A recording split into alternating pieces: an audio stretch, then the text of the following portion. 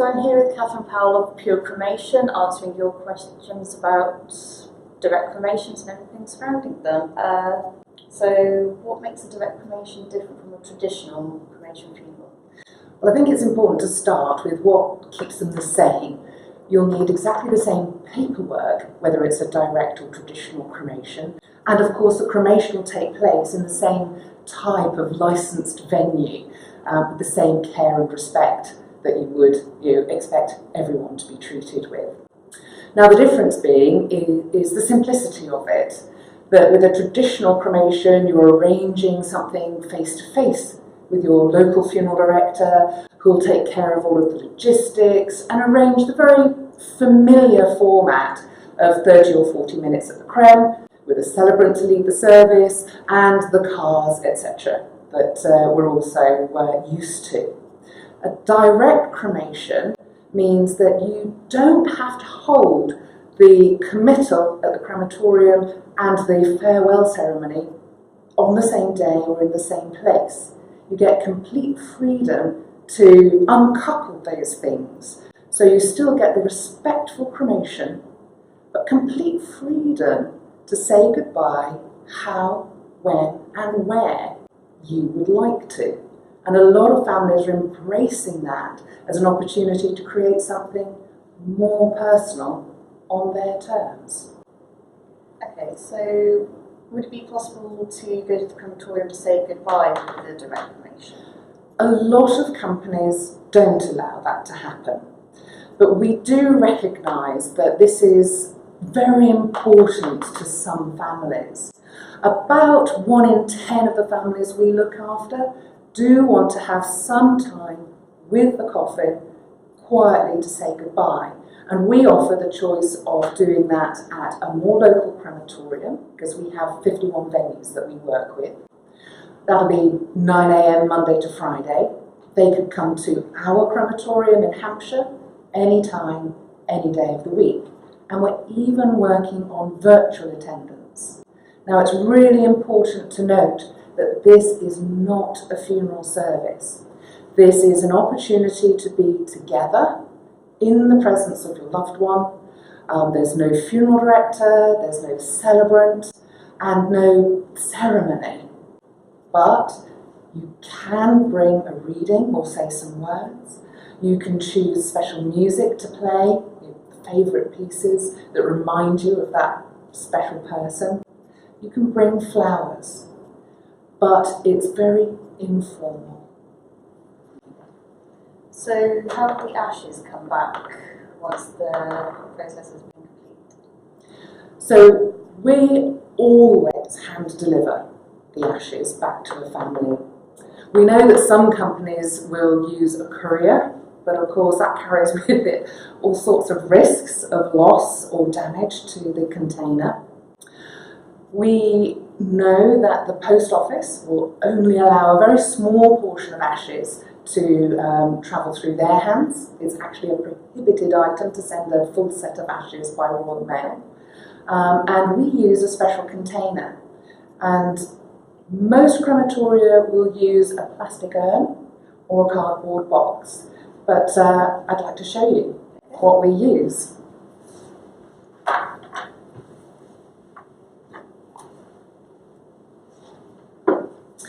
So here's the container that all Pure Cremation clients will have their ashes returned in.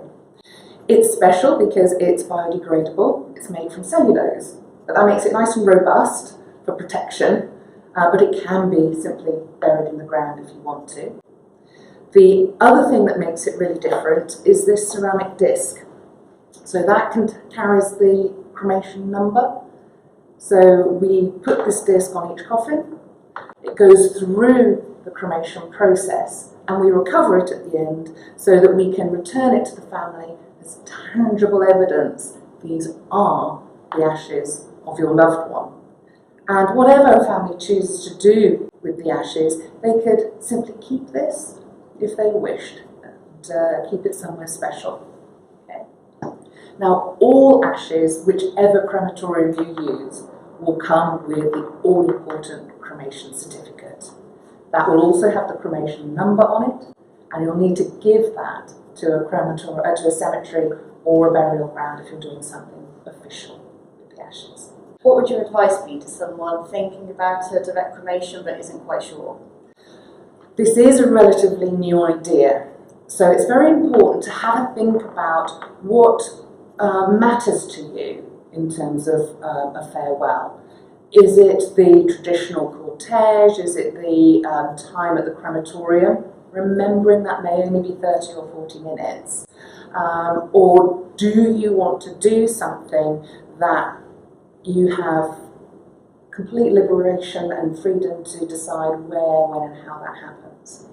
So once you know that actually you're comfortable separating the cremation itself from any farewell, then you need to choose your provider carefully. You need to understand exactly what is and isn't included. Are you going to get the ashes back and how that's going to happen? Where will your loved one be looked after? And where will the cremation take place? These are very important questions because not every direct cremation provider can offer complete continuity of care. They're asking different people to do different stages. Pure Cremation is unusual in that because we have our own crematorium, from the first phone call to the hand delivery of ashes is always our team. But that's not always the case, so ask good questions.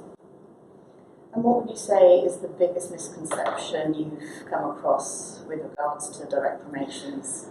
I think there are two misconceptions that are pretty widespread. The first is that this is an option that's chosen by people who can't afford anything else. Our experience is the opposite.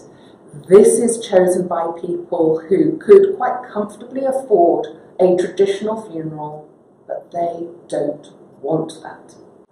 They don't value the sort of semi-Victorian style of it. They want to invest in the gathering together to share memories rather than the mechanics of it, I suppose. I compare it to the transformation of travel, of holidays with budget airlines, where you want the mechanics, the travel from A to B taken care of properly, but your focus and your investment is on the memories and experience you want to create.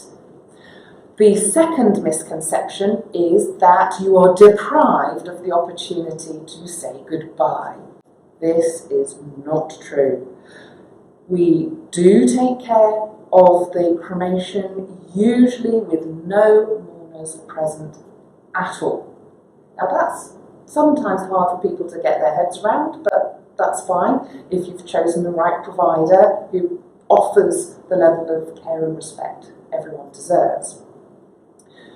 Then you can create something more personal, better, if you feel that's right for you, where you want and how you want. And we hear reports of farewell gatherings on the beach, with a fish and chip meal, with friends and family gathered round, a memorial dog walk, and we've even had stories of a lovely church service with a motorbike as the focal point, rather than the coffin, because people want to concentrate on the life that's been lived, rather than the death. Okay, well, that was very informative. Thank you, Catherine. A pleasure. If you have any more questions about direct cremation, then Pure Cremation will be holding a Twitter takeover on the Dying Matters Twitter feed on Tuesday, and it will be taking place from 12 to 1. Thank you again, Catherine.